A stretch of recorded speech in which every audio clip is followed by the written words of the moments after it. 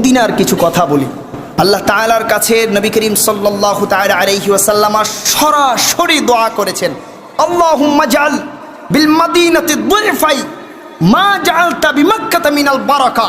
আল্লাহ, তোমার মক্কার মধ্যে তুমি অনেক বরকত দিয়েছো, সুবহানাল্লাহ। মাওলা গো, যতগুলো বরকত দিয়েছো তার চেয়ে বেশি বরকত তুমি আমার মদিনায় দান করে দাও। আরো জোরে পড়েন সুবহানাল্লাহ। জবাব দিন বুঝে শুনে, ওই মদিনায় যাওয়ার দরকার আছে না নাই? প্যারা হাজরিন, আল্লাহর নবী সাল্লাল্লাহু তাআলা আলাইহি ওয়াসাল্লাম ইরশাদ করছেন, ইবারত বলছি না, অনুবাদ বলে দিচ্ছি, বুখারী শরীফের হাদিস। নবীজি বলছেন, যেই ব্যক্তি হজের সকল হুকুম আহকাম পালন করে ফেলেছে, হজ আদায় হয়ে গিয়েছে, মারহাবা।